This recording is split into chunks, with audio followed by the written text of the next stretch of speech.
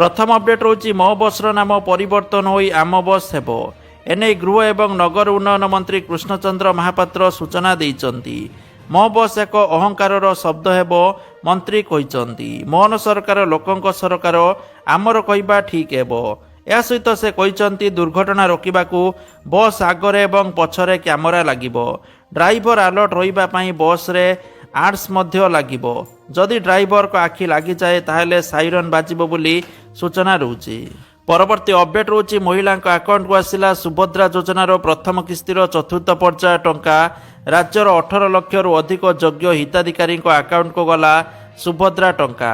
जाजपुर आयोजित राज्यस्तरीय कार्यक्रम में जोगदे टंका प्रदान करिसेंती मुख्यमंत्री मोहन चरण माझी।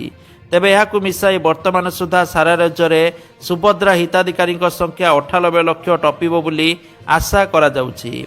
या सहित जो माने एनपीसीआई रे रही जाइचंती, जो मानकर एनपीसीआई क्लियर नाई बा बैंक रे ईकेवाईसी क्लियर नाई, सेमाने जदि मार्च मास 8 तारिख पूर्व या क्लियर करूचंती ताले मार्च मास 8 तारिख सेमानंकु एका बेलेके दुईटी किस्ती मिलिबो। माने प्रथम किस्ती द्वितीय किस्ती एकाछके 5 10,000 टंका मिलिबो बोली सूचना रहउची। परवर्ती अपडेट रहउची दिल्ली परीक्षा रे कांग्रेस 03 विधानसभा निर्वाचन रे दलर सांघातिक पराजय हेले बढ़िला दलर भोटर हार। परवर्ती अपडेट रहउची एयरलिफ्ट हेले वरिष्ठ अभिनेता उत्तम महांती लिभर सिरोसिस रोग रे पीड़ित थिबा उत्तम को राजधानी एक घरोई हस्पिटाल रे भर्ती करा जायतिला। बहु बुटू भूत सिनेमार शूटिंग चलीथिबा बेले हठात तांकर स्वास्थ्यावस्था खराब होइतिला। वर्तमान भेंटिलेटर भितर चिकित्सित हेउतबा वर्षियान अभिनेता उत्तम महांती को एयरलिफ्ट करा जायतिबा सूचना रहिछि। परवर्ती अपडेट रहउछि हातर गला शासन डोरी हारिले केजरीवाल हारिला दल। अबकारी मामला पई हारिला कि आप तो कौन रही हारिबार कारण चलतु जानिबा। प्रथम रही मद दुर्नीति, द्वितीय रही शशीमहल प्रसंग में बैकफुट रे रहिला दल। तापर रही जमुना प्रदूषण, तापर रही मागणा योजना घोषणा रे पछरे रहिला आप बोली सूचना रही। काम देलानी भोट टाणिबाकू लोभनीय प्रतिश्रुति। परवर्ती अपडेट रही ओडिशा रे लागू हैला यूनिफाइड पेंशन। मासकू मिलिबो सर्वनिम्न 10,000 टंका पेंशन बोली सूचना रहउची। तो जहाँकि एनपीएस अधीन कर्मचारी यूपीएस किंबा एनपीएस मध्यरु गोटिए को बाछिबे। सर्वनिम्न 10 वर्ष चाकरी करिथिले मासिक 10,000 टंका पेंशन। 10 वर्षरु 25 वर्ष पर्यंत सेवा अवधि पाई आनुपातिक हारे पेंशन मिलिबो। अवसर पूर्वरु 12 मास मिलुथबा मूल दरमार 50% पेंशन भावे मिलिबो बोली सूचना रहउची। मृत्यु परे कर्मचारी पेंशन 60% पारिवारिक पेंशन मिलिबो। एप्रिल 1 रु एकीकृत पेंशन योजना लागू करने को निष्पत्ति नैचंती ओडिशा सरकार बोली तथ्य रहउची।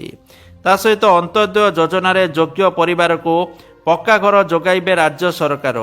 मोट 2,25,000 पक्का घर तैयारी करिबे।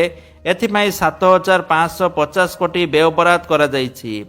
ता सहित क्रीडार भित्तिभूमि सुदृढ़ करने को 314 ब्लॉक रे निर्माण हेबो स्टाडियम।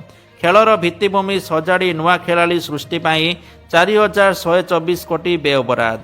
हीराकुद डैम मरामती और उन्नतीकरण पाई 3टी प्रकल्प कार्यकारी होबो। या सहित बड़ बड़ डैम रो पुनर्विन्यास पाई 1,066 कोटी व्यय अटकल करा जायछि। सेपरि 4टी बड़ बड़ नदी रे सेतु निर्माण करिबा पाई 228 कोटी रु अधिक टंका खर्च अटकल प्रस्ताव को कैबिनेट मोहर मारिछि। लोकसभा भवन में मुख्यमंत्री मोहन चरण माझी अध्यक्षतार बसिथिबा कैबिनेट बैठक में क्रीड़ा भित्तिभूमि, पक्का घर, बड़ बड़ नदी रे पोल निर्माण भली 11टी गुरुत्वपूर्ण प्रस्ताव उपरे मोहर बाजिथिबा सूचना रही। परवर्ती अपडेट रही विकास जितिला सुशासन जितिला। प्रधानमंत्री पोस्ट सूचाऊँच विकासर जो नक्शा बीजेपी आंकिथिला सेतिरे मोहर मारिचंती दिल्लीवासी। बीजेपी रो विजय तालिकार जोड़ी होईची दिल्लीर ना। आप रो विजय रथरे ब्रेक देईची बीजेपी। झाड़ू को पर करी पद्म को आदर करी नैचंती दिल्लीवासी। परवर्ती अपडेट रही दिल्ली बीजेपी मुख्यालय रे पहुंचिले प्रधानमंत्री नरेंद्र मोदी। मोदी सहित राष्ट्रीय अध्यक्ष जेपी नड्डा मध्य थिबा सूचना रही। ता सहित गृहमंत्री अमित शाह मध्य पहुंची सारी सूचना रही।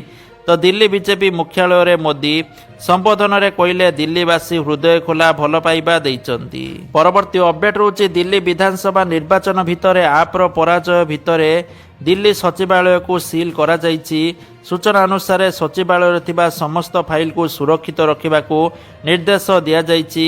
ଦିଲ୍ଲୀ ସରକାରର ଜେନେରାଲ ଆଡମିନିଷ୍ଟ୍ରେସନ ଡିପାର୍ଟମେଣ୍ଟ ଏକ ନୋଟିସ ଜାରି କରିଥିବା ସୂଚନା ରହିଛି। ପରବର୍ତ୍ତୀ ଅପଡେଟ୍ ରହୁଛି କେଜରିୱାଲଙ୍କୁ ନେଇ ଆନ୍ନା ହଜାରେଙ୍କ ବୟାନ କହିଲେ ମୋ କଥାକୁ କେବେ ମୁଣ୍ଡରେ ପୁରାଇ ନଥିଲେ, ଭୁଲ ବାଟରେ ଗଲେ ସେଥିପାଇଁ ଡାଉନ୍ ହେଲେ ବା ହାରିଗଲେ।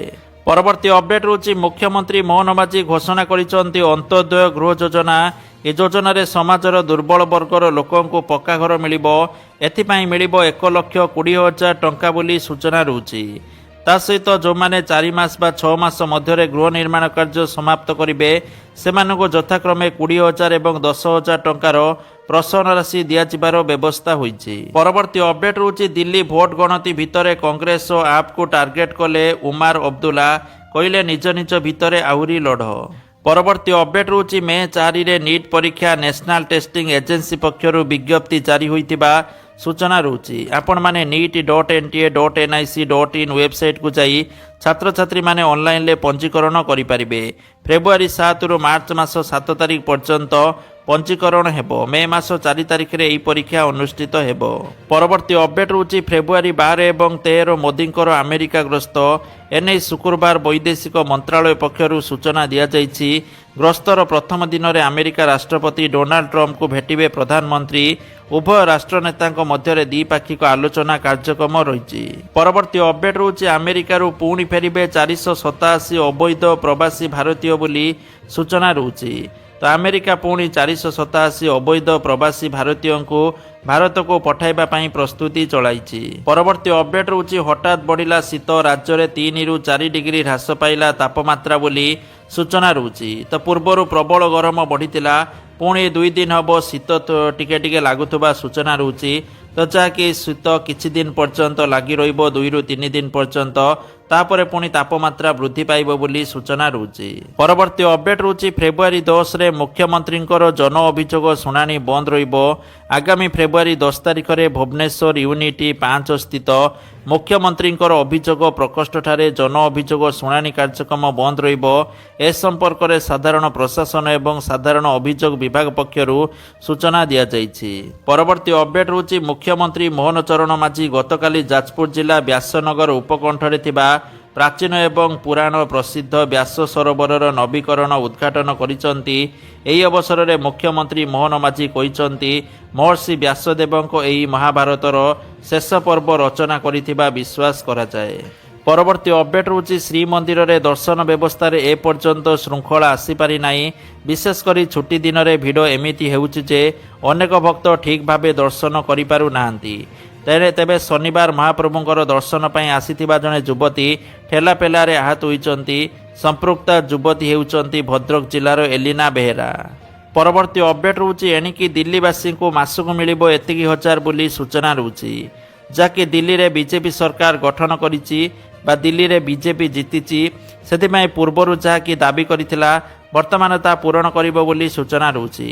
ତ ଯାହାକି ମହିଳାମାନେ ପ୍ରତି ମାସରେ 2500 ଟଙ୍କା ପାଇବେ, ଗରିବ ମହିଳାମାନେ 500 ଟଙ୍କାରେ ସିଲିଣ୍ଡର ପାଇବେ, ହୋଲି ଏବଂ ଦୀପାବଳିରେ ମାଗଣା ସିଲିଣ୍ଡର ପାଇବେ, ଗର୍ଭବତୀ ମହିଳାଙ୍କୁ 21,000 ଟଙ୍କା ଆର୍ଥିକ ସହାୟତା ମିଳିବ, ଦିଲ୍ଲୀବାସୀଙ୍କୁ 10 ଲକ୍ଷ ଟଙ୍କା ପର୍ଯ୍ୟନ୍ତ ମାଗଣା ଚିକିତ୍ସାର ସୁବିଧା ମଧ୍ୟ ଦିଆଯିବ, ଆୟୁଷ୍ମାନ ଯୋଜନାରେ 5 ଲକ୍ଷ ଟଙ୍କା ପର୍ଯ୍ୟନ୍ତ ଚିକିତ୍ସା ଯୋଗାଇ ଦିଆଯିବ, ସେହିପରି ଓପିଡି ସେବା ଏବଂ ଲ୍ୟାବ୍ ପରୀକ୍ଷା ମଧ୍ୟ ମାଗଣା ହେବ ବୋଲି ପ୍ରତିଶ୍ରୁତି ପୂର୍ବରୁ ଦିଆଯାଇଥିଲା।